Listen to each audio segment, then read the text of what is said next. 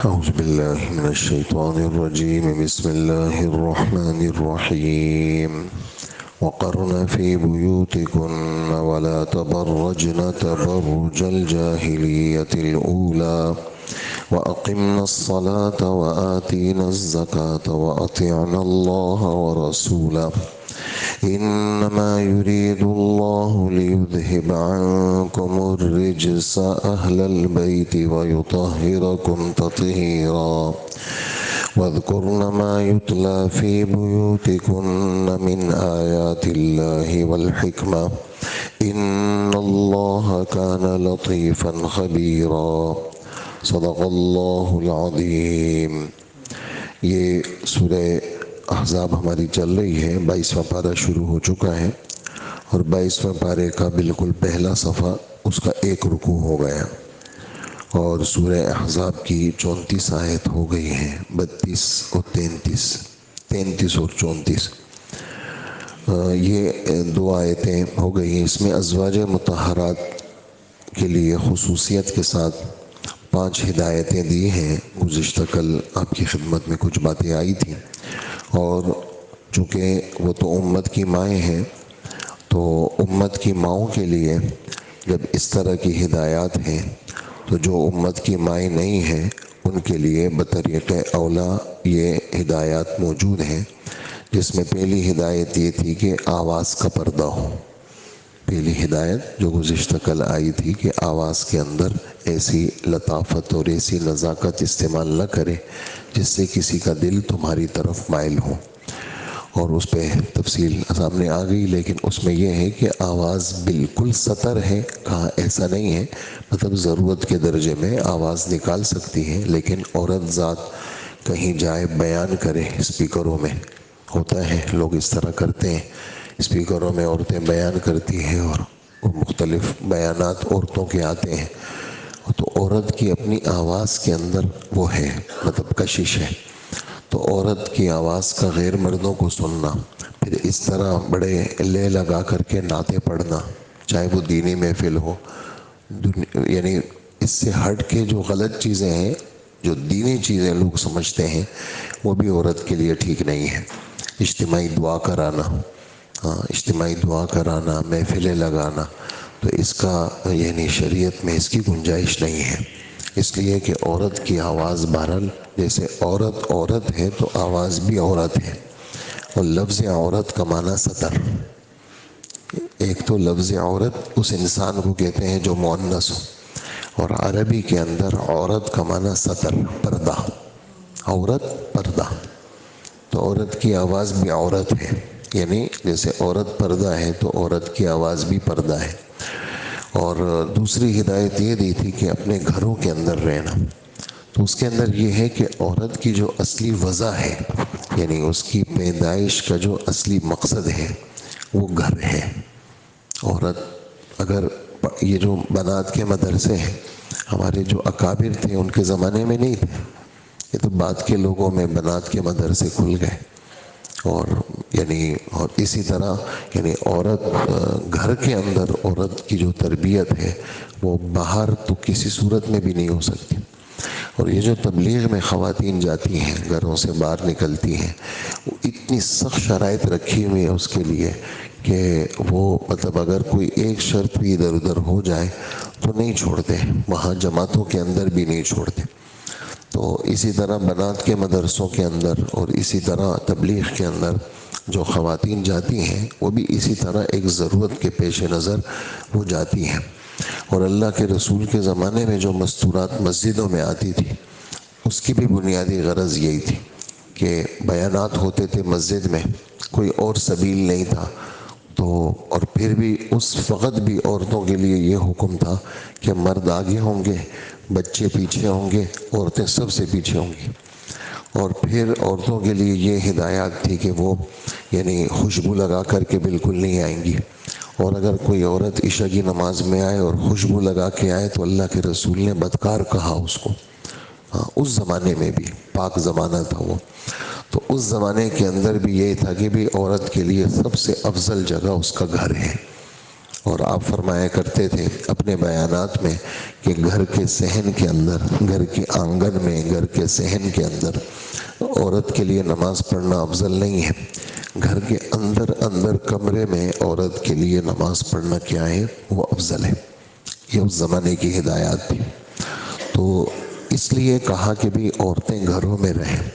اب عورت ہاسٹل میں رہے، کالج میں پڑھے، یونیورسٹی جائے، غیر لڑکوں کے ساتھ بیٹھے، تو یہ کسی صورت میں اس کی نہیں ہے اجازت۔ نوکری کے لیے نکلے، اس صورت میں نکلنے کی اجازت ہے جب کوئی معاش کا سبیل نہ ہو، باپ بھی نہیں ہے، ماں بھی نہیں ہے، بھائی بھی نہیں ہے، شوہر بھی نہیں ہے، کچھ بھی نہیں ہے، تو شرائط کے ساتھ، پردے کے ساتھ عورت اپنی معاش کے لیے نکل سکتی۔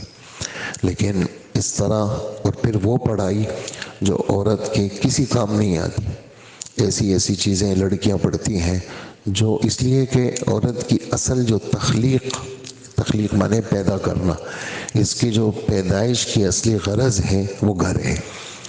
اگر یہ بچی ہے تو اس کے باپ کو اس کا کفیل بنایا، جب یہ بڑی ہو گئی تو اس کے شوہر کو کفیل بنایا، اور جب اس کا شوہر نہیں ہے تو اس کے بیٹے کو بنایا کہ بھی تم اس کی کفالت کرو، اور بیٹے نہیں ہیں تو پوتوں نواسوں کو کہا تم ان کی کفالت کرو۔ یعنی پیدائش سے لے کر کے موت تک عورت کو اللہ نے اکیلے نہیں چھوڑا۔ تو یہ کیوں نکلتی ہے باہر؟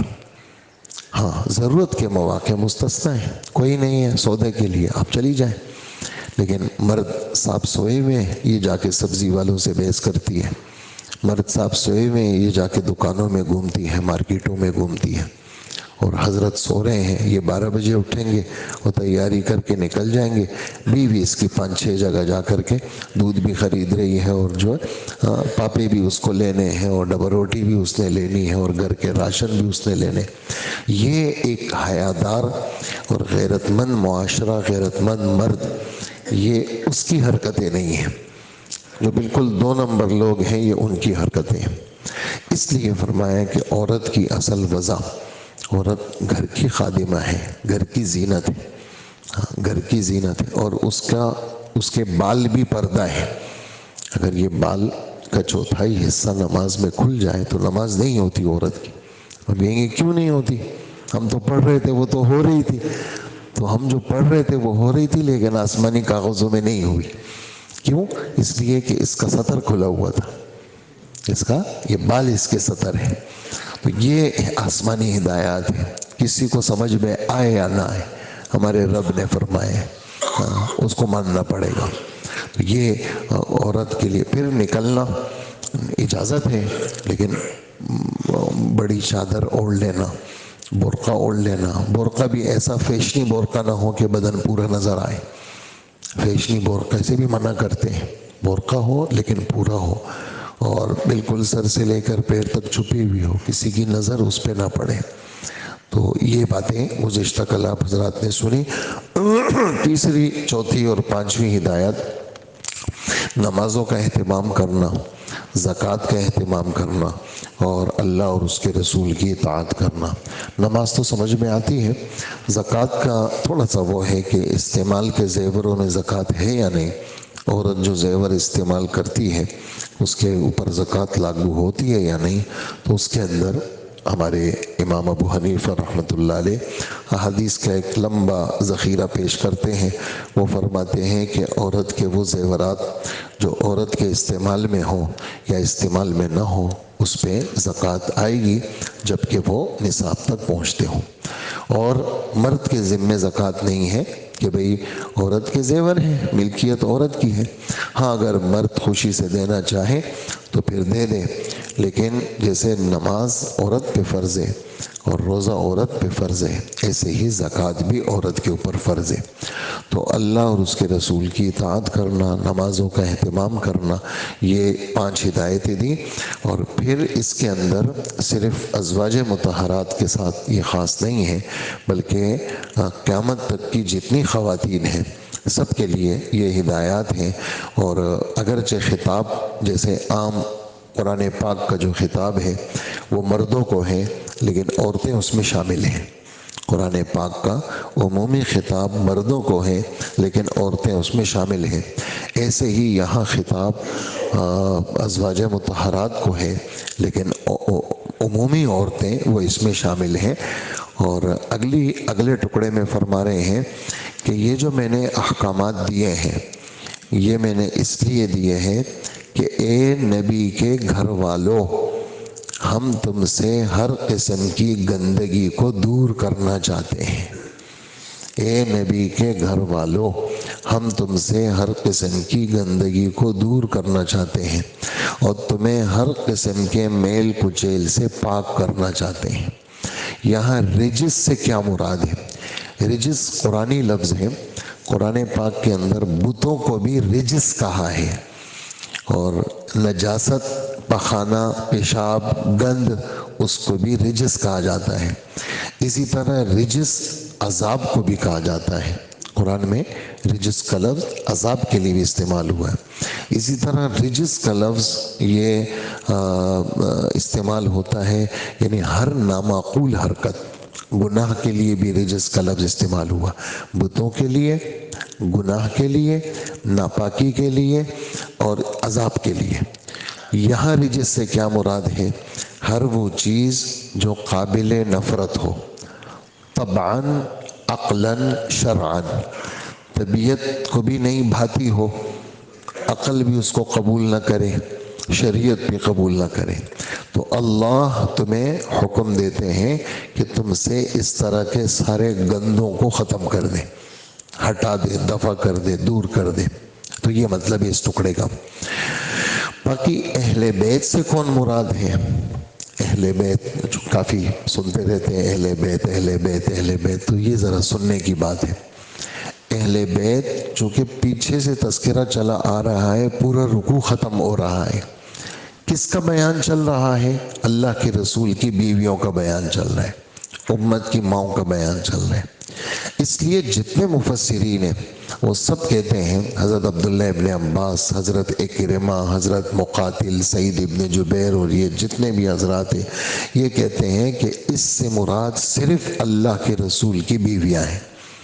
وجہ اس کی یہ ہے کہ دائیں بائیں پیچھے سب انہی کا ذکر ہے۔ اور ایک مفسر ہیں ہمارے وہ ابن کثیر کے نام سے، انہوں نے روایات جمع کی ہے، جیسے صحیح مسلم میں بھی روایت ہے کہ ہمارے نبی کے اوپر رومی چادر تھی، کالے رنگ کا کمبل تھا، تو آپ کے نواسے آئے حسن، آپ نے اس کمبل میں اس بچے کو اندر کیا۔ آپ کے دوسرے نواسے آئے حسین، اس کو بھی کمبل میں اندر کیا۔ پھر فاطمہ اور علی آ گئے رضی اللہ عنہم، پھر ان کو بھی اندر کیا، اور پھر اس کے بعد جو ہے وہ آپ نے کمبل کو یوں لپیٹ لیا اور آپ نے یہ والی آیت پڑھی کہ اللہ پاک چاہتے ہیں کہ تم سے گندگی کو دور کریں، اور پھر اللہ کے رسول نے فرمایا کہ اے اللہ یہ میرے اہل بیت ہیں، تو یہ آپ نے فرمایا۔ تو وہ جو میں نے تفسیری باتیں کی، یا یہاں پر جو ہے کہ بھئی صرف بیویاں مراد ہیں اور اللہ کے رسول نے اپنے عمل سے یہ کیا، تو دونوں باتوں میں کوئی ٹکراؤ نہیں ہے، دونوں باتوں میں کوئی ٹکراؤ نہیں ہے، اس لیے کہ اللہ نے ازواج مطہرات کو اہل بیت میں اللہ نے داخل کیا، اور عمومی فضا یہ ہوتی ہے کہ آدمی کی نسل چلتی ہے لڑکوں سے، بیٹوں سے، تو یہ تو بیٹی ہے اور یہ تو دوسرے یعنی ابو طالب ان کے سسر ہیں، یہ تو یعنی ابو طالب کی پوتے ہیں یہ، اور حضرت علی کی اولاد ہیں، تاکہ کسی کے دل دماغ میں یہ نہ آئے کہ بھئی یہ حضور کے گھر والے نہیں ہیں، تو ہمارے نبی نے ان کو بھی جمع کیے کہ یہ بھی میرے گھر والے ہیں۔ تو اس کا مطلب یہ نہیں ہے کہ صرف یہی اہل بیت ہیں، باقی بیویاں اہل بیت نہیں ہیں، یہ مطلب نہیں ہے۔ اصل اہل بیت تو بیویاں ہیں جن کے گھر میں آدمی رات گزارتا ہے، جہاں آدمی صبح دوپہر کھانا کھاتا ہے، جہاں آدمی کا بستر ہوتا ہے، اہل بیت، بیت جہاں رات گزاری جاتی ہے، با یا تا، وہ جگہ جہاں رات گزارتا ہے، بیتوتت، وہ جگہ جہاں آدمی رات گزارتا ہے، جس جگہ آدمی کی رہائش ہو، تو اہل بیت اور جو وہاں رہتے ہوں، تو وہاں بیٹیاں تو نہیں رہتی، بیٹیاں تو اپنے گھر میں ہوتی ہیں، وہاں نواسے تو نہیں رہتے، وہ تو اپنے گھروں میں ہوتے ہیں، وہاں تو بیویاں ہوتی ہیں، بیویوں سے جو اولادیں ہوتی ہیں وہ ہوتی ہیں۔ تو اصل تو اہل بیت ازواج مطہرات ہیں، لیکن کل کلا کو کسی کو یہ اشکال ہو سکتا تھا کہ بھئی علی، فاطمہ، حسن، حسین ان کا کیا مرتبہ ہے، تو ہمارے نبی نے ان کو بھی کہا یہ بھی میرے اہل بیت ہیں۔ تو اللہ نے بیویوں کو اہل بیت میں شامل کیا، اور ہمارے نبی نے اپنی بیٹی، داماد اور نواسوں کو بھی اہل بیت میں شامل کیا۔ ان دونوں باتوں میں کوئی ٹکراؤ نہیں ہے، ہماری طبیعتوں میں وسعت ہے، اللہ کا فضل ہے، اور ہم ان کو بھی لیتے ہیں اہل بیت میں۔ لیکن یہ والا جملہ کہنا کہ بیویاں ساری خارج ہیں، اہل بیت صرف یہ ہے، اور بیویاں سب 2 نمبر ہیں اور اہل بیت یہ ہیں، یہ ٹھیک نہیں ہوگا۔ پھر دوسری بات یہ ہے کہ گندگی اللہ دور کریں گے۔ اس گندگی سے کیا مراد ہے؟ اس گندگی سے مراد تطہیر تشریعی ہے۔ تطہیر مانے پاک کرنا، تشریع مانے شریعت کی پاکی مراد ہے۔ وہ کیا ہے؟ وہ یہ ہے کہ اللہ پاک تمہیں ایسی توفیق دیں گے اے حضور کے گھر والوں کہ اللہ تمہیں گناہوں سے بچائیں گے۔ اس کا مطلب یہ نہیں ہے کہ جیسے نبیوں سے کبھی بھی چھوٹا بڑا گناہ نہیں ہو سکتا، اہل بیت حضور کی بیویوں سے بھی نہیں ہو سکتا، یہ مطلب نہیں ہے۔ وہ تطہیر تکوینی ہے، اس کو تطہیر تکوینی کہتے ہیں۔ تطہیر تکوینی کا مطلب یہ ہے کہ بندہ معصوم بن جاتا ہے، اس کے اندر سے اللہ پاک گناہ والی جو کیفیات ہوتی ہے وہ ختم کر دیتے ہیں، اور وہ گناہ کی طرف جاتا ہی نہیں ہے، اس کو تطہیر تکوینی کہتے ہیں۔ یہ صرف نبیوں کے ساتھ خاص ہے۔ تو یہاں پر جیسے اہل تشیع نے، مفتی صاحب نے یہ لفظ استعمال کیا ہے کہ اہل تشیع نے، یعنی اس کا جمہور حضرات سے اختلاف کر کے یہ والی بات لی ہے کہ بھئی ازواج مطہرات وہ اہل بیت نہیں ہے، صرف حسن، حسین، علی، فاطمہ یہ اہل بیت ہے۔ ایک اختلاف یہ کیا۔ دوسرا اختلاف یہ کیا کہ بھائی کہ یعنی حضور کے داماد اور حضور کے یہ والے رشتہ دار مراد ہے، ایک اختلاف۔ دوسرا اختلاف یہ کیا کہ یہ سارے کے سارے معصوم ہیں، یعنی ان سے کبھی بھی گناہ نہیں ہو سکتا۔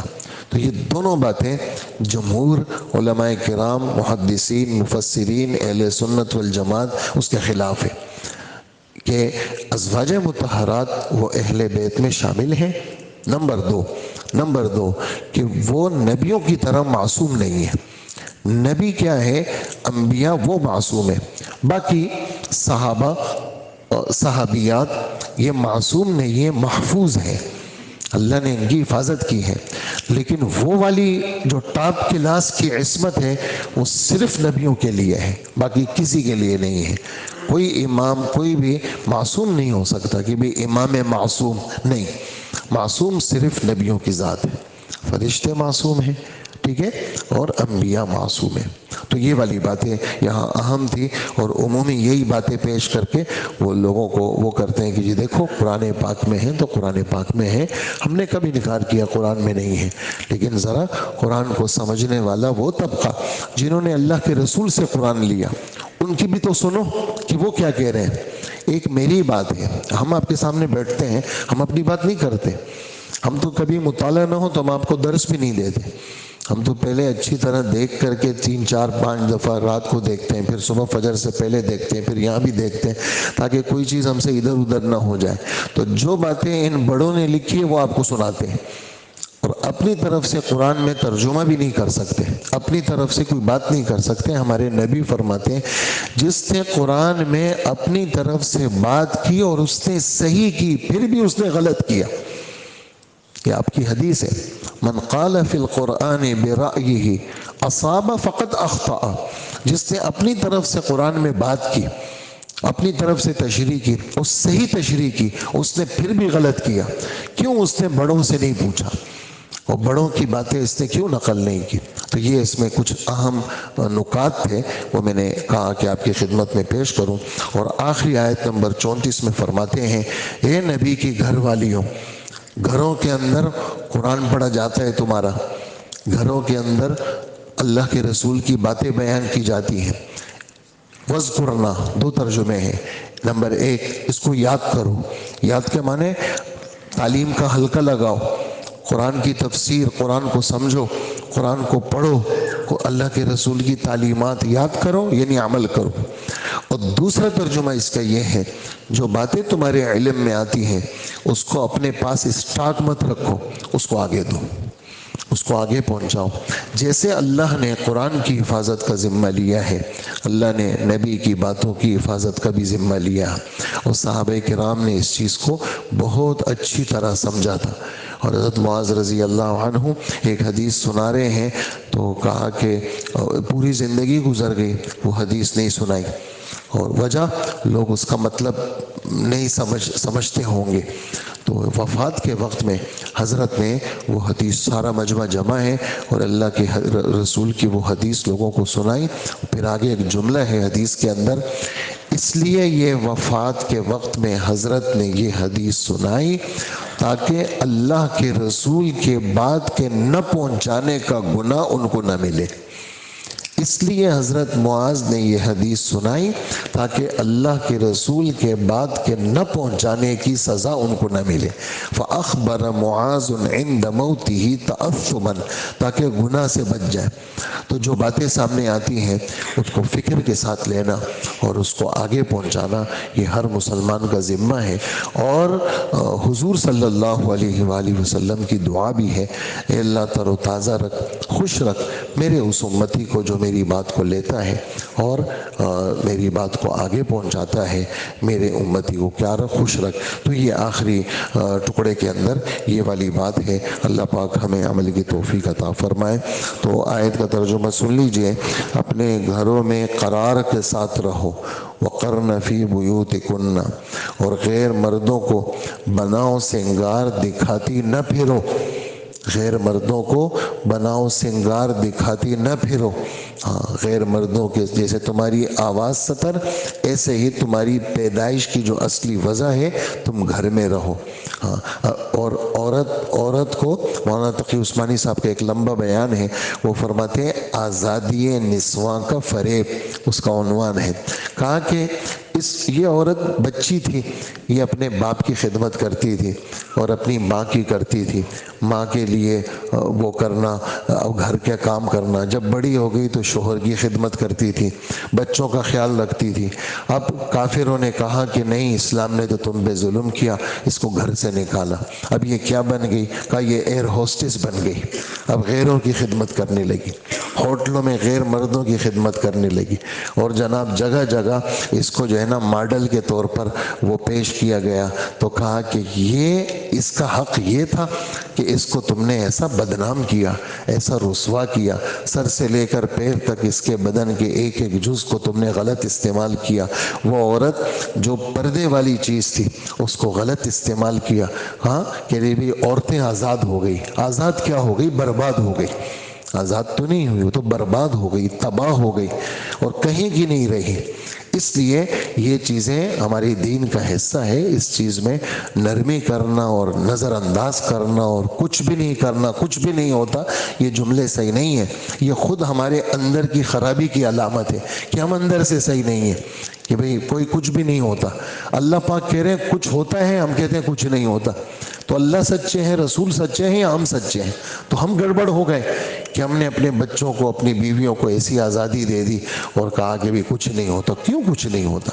اس کا تو یہ تو اللہ پوچھیں گے اور ایک ایک بات پوچھیں گے. صرف شادی کرنا، مزے لینا نہیں ہوتا، بلکہ اولاد کی تربیت ہوتی ہے، اولاد کو سمجھایا جاتا ہے، ان کے لیے اللہ کے سامنے رویا جاتا ہے اور ان کے لیے آخری لمحے تک آدمی بے قرار رہے. ایسا نہیں ہے یہ مذہب، ایسا آزادی والا مذہب نہیں ہے. پرسکون نہیں ہے کہ ہر وقت کہ جی میں ریلیکس رہوں گا. ریلیکس نہیں رہنا، پریشان رہنا ہے، فکر مند رہنا ہے کہ آدمی کہ کوئی اللہ کی نافرمانی نہ ہو اور کسی طریقے سے کوئی معاملہ ایسا نہ ہو جہاں میرے لیے پکڑ کا باعث نہ ہو جائے. تو غیر مردوں کو بناؤ سنگار دکھاتی نہ پھرو، جیسے کہ پہلی جاہلیت میں دکھایا جاتا تھا. اور نماز قائم کرو، زکوٰۃ ادا کرو، اللہ اور اس کے رسول کی فرما برداری کرو. اے نبی کے اہل بیت، نبی کے گھر والوں، اللہ تو یہ چاہتا ہے کہ تم سے گندگی کو دور کر دے اور تمہیں ایسی پاکیزگی عطا کرے جو ہر طرح مکمل ہو، اور تمہارے گھروں میں اللہ کی جو آیتیں اور اللہ کے رسول کی جو باتیں وہ بتائی سنائی جاتی ہیں اس کو یاد رکھو، یقین جانو اللہ بہت باریک بین ہے اور ہر بات سے باخبر ہے۔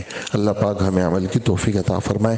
آج ہمارا سفر ہے، میں جماعت میں جا رہا ہوں انشاءاللہ العزیز، پھر واپسی میں انشاءاللہ پھر آگے بیان ہوگا۔ اللہ آپ سے دعا کی درخواست بھی ہے، ہو سکے تو یاسین پڑھ لیجئے گا، ہو سکے تو 2 نفل پڑھ لیجئے گا، تھوڑا سا صدقہ بھی دے دیجئے گا۔ اللہ پاک سفر آسان فرمائے۔ ہم آپ کے لیے دعا کریں گے، آپ ہمارے لیے دعا کریں گے۔